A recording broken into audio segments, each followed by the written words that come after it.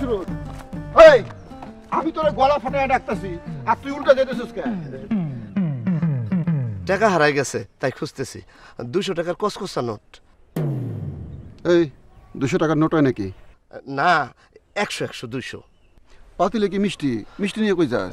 না, তুলতুলির মিষ্টি খুব পছন্দ তাই নিয়ে যাইতেছি। 200 টাকা জানের সদকা। যাই।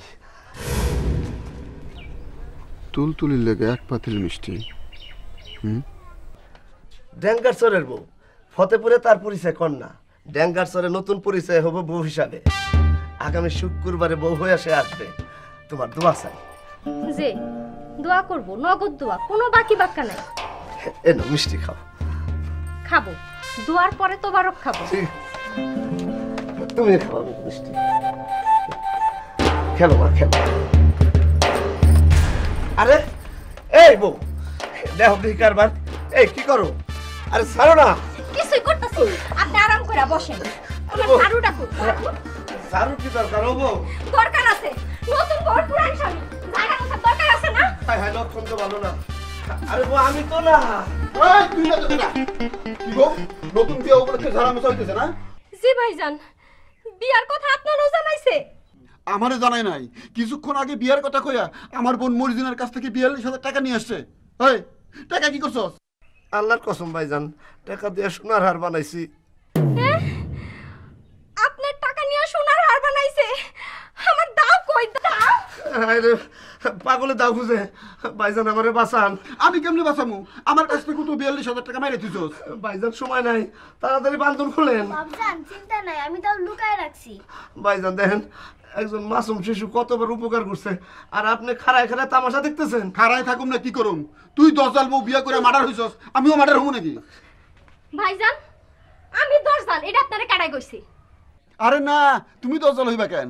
তুমি কত সহজ সরল ঠান্ডা মাথার মানুষ। ঠান্ডা মাথা আছি বলে এখনো জোরে কথা কই না, গায়ে আসর কাটি না। বুইড়া কালে বিয়া, তার মুছ আমি দাও দিয়া পুষায় কাটবো।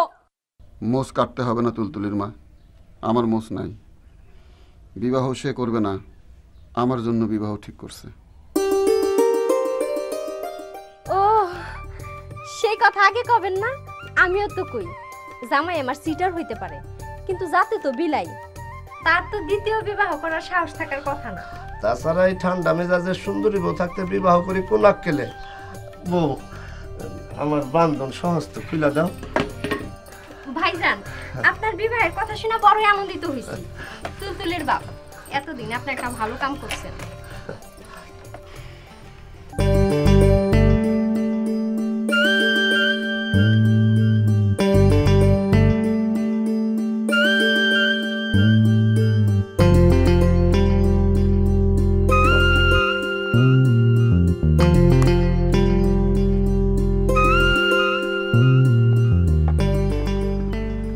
ভাইজান বসেন, চা খান।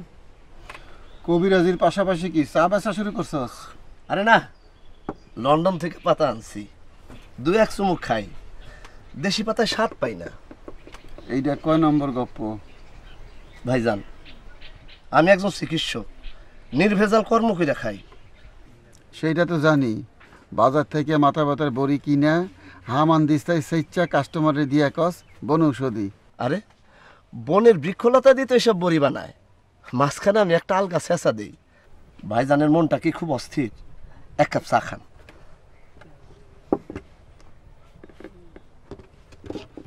ধরেন, খাইয়া বিচার করেন এটা লন্ডনী পাতা কিনা।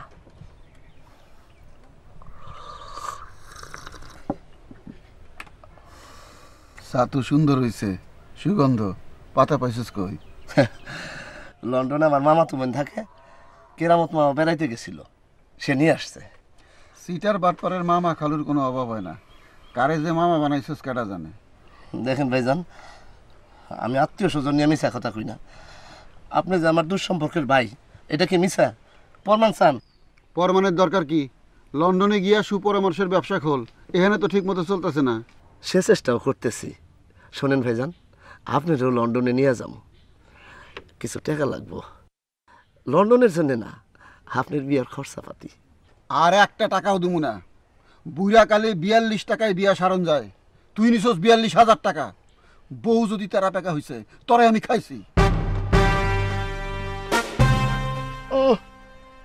পাকনা জামার তেজ কত?